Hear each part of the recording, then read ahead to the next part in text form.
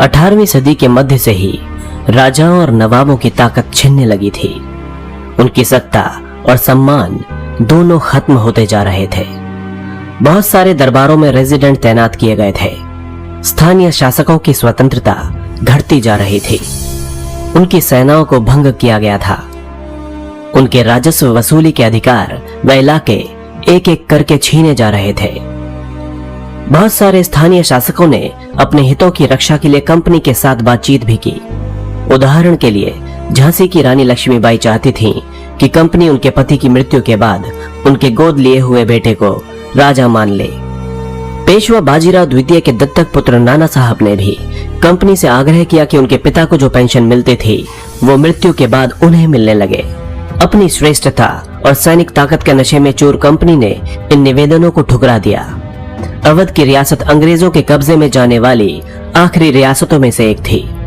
1801 में अवध पर एक सहायक संधि थोपी गई और 1856 में अंग्रेजों ने उसे अपने कब्जे में ले लिया। गवर्नर जनरल डलहौजी ने ऐलान कर दिया कि रियासत का शासन ठीक से नहीं चलाया जा रहा है, इसलिए शासन को दुरुस्त करने के लिए ब्रिटिश प्रभुत्व जरूरी है। यानी अंग्रेज सभी रियासतों पर अपना कब्जा चाहते थे। कंपनी ने मुगलों के शासन को खत्म करने की भी पूरी योजना बना ली थी। अब कंपनी द्वारा जारी किए गए सिक्कों पर से मुगल बादशाह का नाम हटा लिया गया था। 1849 में गवर्नर जनरल डलहौजी ने ऐलान किया कि बहादुर शाह जफर की मृत्यु के बाद बादशाह के परिवार को लाल किले से निकालकर उसे दिल्ली में कहीं और बसाया जाएगा। 1856 में गवर्नर जनरल कैनिंग ने फैसला किया कि बहादुर शाह जफर आखिरी मुगल बादशाह होंगे। उनकी मृत्यु के बाद उनके किसी भी वंशज को बादशाह नहीं माना जाएगा, उन्हें केवल राजकुमारों के रूप में मान्यता दी जाएगी। और इस तरह अंग्रेजों ने एक एक कर रियासतों और साम्राज्यों का अंत किया और अपना स्वामित्व पूरे भारत में स्थापित कर लिया। किसान और सिपाही। गांव में किसान और जमींदार भारी भरकम लगान और वसूली के सख्त तौर तरीकों से परेशान थे। बहुत सारे लोग महाजनों से लिया कर्ज नहीं लौटा पा रहे थे। इसके कारण उनकी पीढ़ियों पुरानी जमीनें हाथ से निकलती जा रही थीं। कंपनी के तहत काम करने वाले भारतीय सिपाहियों के असंतोष की अपनी वजह थी। वे अपने वेतन, भत्तों और सेवा शर्तों के कारण परेशान थे। कई नए नियम उनकी धार्मिक भावनाओं और आस्थाओं को ठेस पहुंचाते थे। आपको जानकर हैरानी होगी कि उस समय बहुत सारे लोग समुद्र पार नहीं जाना चाहते थे। उन्हें लगता था कि समुद्र यात्रा से उनका धर्म और जाति भ्रष्ट हो जाएंगे। जब 1824 में सिपाहियों को कंपनी की ओर से लड़ने के लिए समुद्र के रास्ते बर्मा जाने का आदेश मिला तो उन्होंने इस हुक्म को मानने से इनकार कर दिया। हालांकि उन्हें जमीन के रास्ते से जाने से ऐतराज नहीं था। सरकार का हुक्म न मानने के कारण उन्हें सख्त सजा दी गई। क्योंकि ये मुद्दा अभी खत्म नहीं हुआ था, इसलिए 1856 में कंपनी को एक नया कानून बनाना पड़ा। इस कानून में साफ कहा गया था कि अगर कोई व्यक्ति कंपनी की सेना में नौकरी करेगा तो जरूरत पड़ने पर उसे समुद्र पार भी जाना पड़ सकता है। इसके अलावा सिपाही गांव के हालात से भी परेशान थे। बहुत सारे सिपाही खुद भी किसान थे। वे अपने परिवार गांव में छोड़कर आए थे, लिहाजा किसानों का गुस्सा जल्दी ही सिपाहियों में भी फैल गया। सुधारों पर प्रतिक्रिया। अंग्रेजों को लगता था कि भारतीय समाज को सुधारना जरूरी है। सती प्रथा को रोकने और विधवा विवाह को बढ़ावा देने के लिए कानून बनाए गए। अंग्रेजी भाषा की शिक्षा को जमकर प्रोत्साहन दिया गया। 1830 के बाद कंपनी ने ईसाई मिशनरियों को खुलकर काम करने और यहां तक कि जमीन व संपत्ति जुटाने की भी आजादी दे दी थी।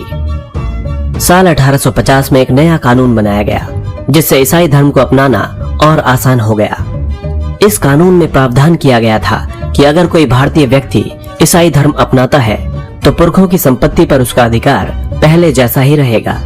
अंग्रेजों की नीतियों से बहुत सारे भारतीयों को यकीन हो गया था कि अंग्रेज उनका धर्म और उनकी सामाजिक रीति रिवाज और परंपरागत जीवन शैली को नष्ट कर रहे हैं। सैनिक विद्रोह बना जन विद्रोह। हालांकि शासक और प्रजा के बीच संघर्ष कोई नई बात नहीं है, लेकिन कभी कभी ये संघर्ष इतने फैल जाते हैं कि राज्य की सत्ता छिन्न भिन्न हो जाती है। भारत के उत्तरी भागों में 1857 में ऐसी ही स्थिति पैदा हो गई थी। फतेह और शासन के 100 साल बाद ईस्ट इंडिया कंपनी को एक भारी विद्रोह से जूझना पड़ रहा था। मई 1857 में शुरू हुई इस बगावत ने भारत में अंग्रेजों के अस्तित्व को ही खतरे में डाल दिया था। मेरठ से शुरू हुई ये बगावत आगे चलकर भारत के अलग अलग शहरों तक फैल गई। समाज के विभिन्न तबकों के असंख्य लोग विद्रोही तेवरों के साथ उठ खड़े हुए। कुछ लोग मानते हैं कि 19वीं सदी में उपनिवेशवाद के खिलाफ दुनिया भर में यह सबसे बड़ा सशस्त्र संघर्ष था। मेरठ से दिल्ली तक 29 मार्च 1857 को युवा सिपाही मंगल पांडे को बैरकपुर में अपने अफसरों पर हमला करने के आरोप में फांसी पर लटका दिया गया। चंद दिनों बाद मेरठ में तैनात कुछ सिपाहियों ने नए कारतूसों के साथ फौजी अभ्यास करने से इनकार कर दिया। सिपाहियों को लगता था कि उन कारतूसों पर गाय और सूअर की चर्बी का लेप चढ़ाया गया था। इसके चलते 85 सिपाहियों को नौकरी से निकाल दिया गया। उन्हें अपने अफसरों का हुक्म न मानने के आरोप में 10-10 साल की सजा भी सुना दी गई। ये 9 मई 1857 की बात है। मेरठ में तैनात दूसरे भारतीय सिपाहियों की प्रतिक्रिया बहुत जबरदस्त रही।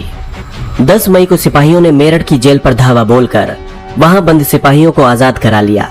उन्होंने अंग्रेज अफसरों पर हमला करके उन्हें मार गिराया। इसके अलावा उन्होंने बंदूक और हथियार भी अपने कब्जे में ले लिए और अंग्रेजों की इमारतों व संपत्तियों को आग के हवाले कर दिया। उन्होंने फिरंगियों के खिलाफ युद्ध का ऐलान कर दिया। सिपाही पूरे देश में अंग्रेजों के शासन को खत्म करने पर आमादा हो गए थे, लेकिन सवाल यह था कि अंग्रेजों के जाने के बाद देश का शासन कौन चलाएगा। सिपाहियों ने इसका भी जवाब ढूंढ लिया था। वे मुगल सम्राट बहादुर शाह जफर को फिर से देश की सत्ता सौंपना चाहते थे।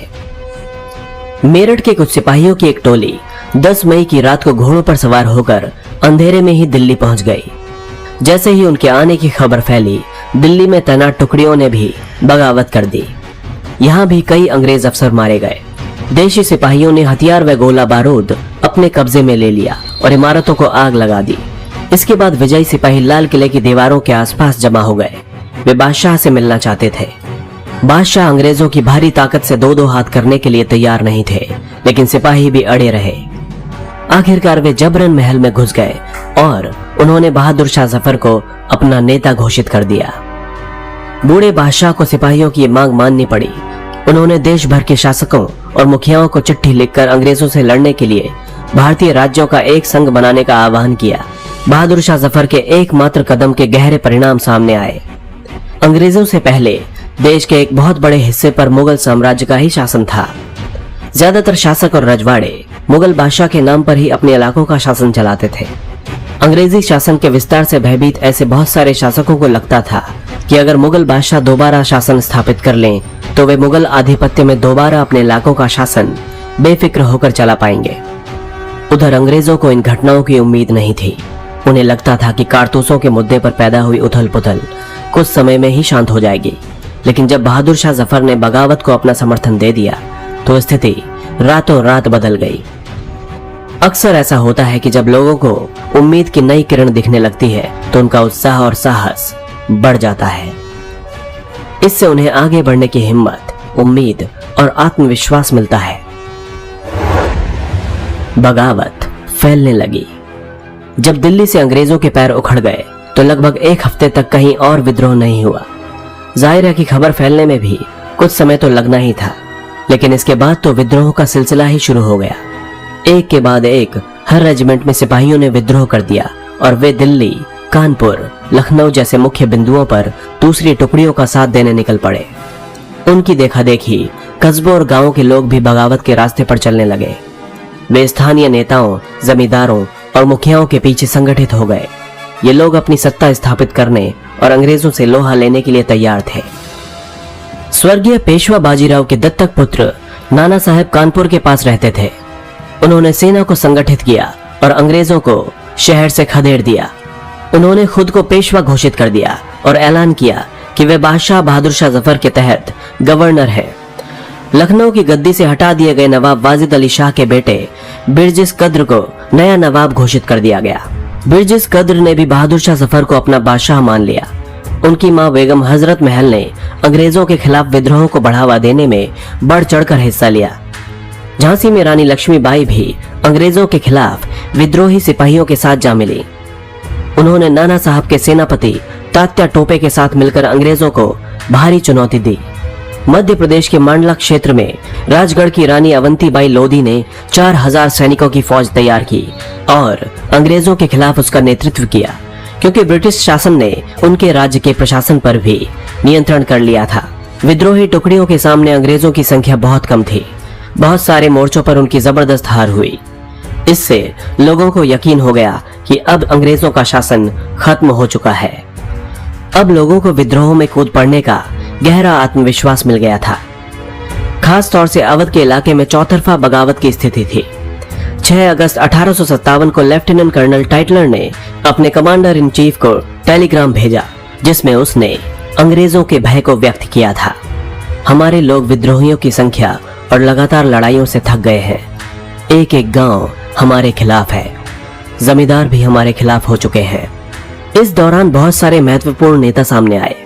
उदाहरण के लिए फैजाबाद के मौलवी अहमदुल्ला शाह ने भविष्यवाणी कर दी थी कि अंग्रेजों का शासन जल्दी ही खत्म हो जाएगा। वे समझ चुके थे कि जनता क्या चाहती है। इसी आधार पर उन्होंने अपने समर्थकों की एक विशाल संख्या जुटा ली। अपने समर्थकों के साथ वे अंग्रेजों से लड़ने लखनऊ जा पहुंचे। दिल्ली में अंग्रेजों का सफाया करने के लिए बहुत सारे गाजी यानी धर्म योद्धा इकट्ठा हो गए। बरेली के सिपाही बख्त खान ने लड़ाकों की एक विशाल टुकड़ी के साथ दिल्ली की ओर कूच कर दिया। वे इस बगावत में एक मुख्य व्यक्ति साबित हुए। बिहार के एक पुराने जमींदार कुंवर सिंह ने भी विद्रोही सिपाहियों का साथ दिया और महीनों तक अंग्रेजों के साथ लड़ाई लड़ी। तमाम इलाकों के नेता और लड़ाके इस युद्ध में हिस्सा ले रहे थे। अंग्रेजों का पलटवार। इस उथल पुथल के बावजूद अंग्रेजों ने हिम्मत नहीं छोड़ी। कंपनी ने अपनी पूरी ताकत लगाकर विद्रोह को कुचलने का फैसला किया। उन्होंने इंग्लैंड से और फौजी मंगवाए। विद्रोहियों को जल्दी सजा देने के लिए नए कानून बनाए गए और विद्रोह के मुख्य केंद्रों पर धावा बोला गया। सितंबर 1857 में दिल्ली दोबारा अंग्रेजों के कब्जे में आ गई। अंतिम मुगल बादशाह बहादुर शाह जफर पर मुकदमा चलाया गया और उन्हें आजीवन कारावास की सजा दी गई। उनके बेटों को उनकी आंखों के सामने गोली मार दी गई। बहादुर शाह जफर और उनकी पत्नी बेगम जीनत महल को अक्टूबर 1858 को रंगून जेल में भिजवा दिया गया। इसी जेल में 1862 में बहादुर शाह जफर ने अपनी अंतिम सांस ली। दिल्ली पर अंग्रेजों का कब्जा हो जाने का यह मतलब नहीं था कि विद्रोह खत्म हो चुका था। इसके बाद भी लोग अंग्रेजों से टक्कर लेते रहे। व्यापक बगावत की विशाल ताकत को कुचलने के लिए अंग्रेजों को अगले 2 सालों तक लड़ाई लड़नी पड़ी। मार्च 1858 में लखनऊ अंग्रेजों के कब्जे में चला गया। जून 1858 में रानी लक्ष्मीबाई की शिकस्त हुई और उन्हें मार दिया गया। दुर्भाग्यवश ऐसा ही रानी अवंतीबाई लोधी के साथ भी हुआ।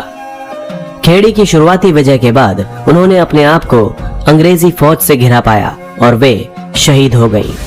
तात्या टोपे मध्य भारत के जंगलों में रहते हुए आदिवासियों और किसानों की मदद से छापा मार युद्ध चलाते रहे।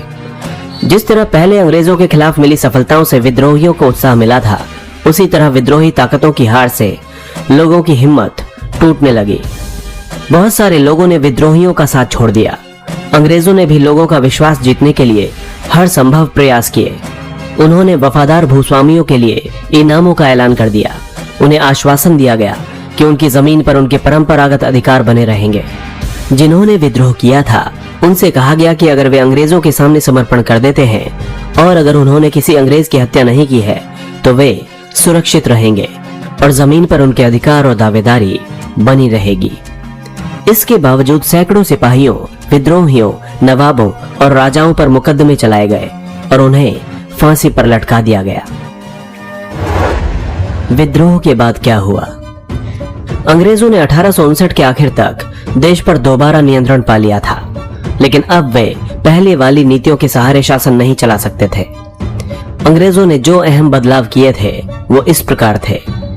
ब्रिटिश संसद ने 1858 में एक नया कानून पारित किया और ईस्ट इंडिया कंपनी के सारे अधिकार ब्रिटिश साम्राज्य के हाथ में सौंप दिए ताकि भारतीय मामलों को ज्यादा बेहतर ढंग से संभाला जा सके।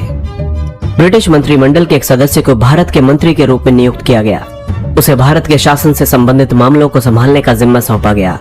उसे सलाह देने के लिए एक परिषद का गठन किया गया जिसे इंडिया काउंसिल कहा जाता था। भारत के गवर्नर जनरल को वायसराय का ओहदा दिया गया। इस प्रकार उसे इंग्लैंड के राजा रानी का निजी प्रतिनिधि घोषित कर दिया गया। फलस्वरूप अंग्रेज सरकार ने भारत के शासन की जिम्मेदारी सीधे अपने हाथों में ले ली। देश के सभी राजाओं को भरोसा दिया गया कि भविष्य में कभी भी उनके भूक्षेत्र पर कब्जा नहीं किया जाएगा। उन्हें अपनी रियासत अपने वंशजों, यहाँ तक कि दत्तक पुत्रों को सौंपने की छूट दे दी गई, लेकिन उन्हें इस बात के लिए भी प्रेरित किया गया कि वे ब्रिटेन की रानी को अपना अधिपति स्वीकार करें। इस तरह भारतीय शासकों को ब्रिटिश साम्राज्य के अधीन शासन चलाने की छूट दे दी गई। सेना में भारतीय सिपाहियों का अनुपात कम करने और यूरोपीय सिपाहियों की संख्या बढ़ाने का फैसला किया गया। यह भी तय किया गया कि अवध, बिहार, मध्य भारत और दक्षिण भारत से सिपाहियों को भर्ती करने की बजाय अब गोरखा, सिखों और पठानों में से ज्यादा सिपाही भर्ती किए जाएंगे। अंग्रेजों ने फैसला किया कि वे भारत के लोगों के धर्म और सामाजिक रीति रिवाजों का सम्मान करेंगे। भूस्वामी और जमींदारों की रक्षा करने तथा जमीन पर उनके अधिकारों को स्थायित्व देने के लिए नई नीतियां बनाई गईं। इस प्रकार 1857 के इतिहास का एक नया चरण शुरू हुआ। दोस्तों, अगर आपको हमारा वीडियो अच्छा लगा तो प्लीज लाइक करें, शेयर करें और कमेंट करें।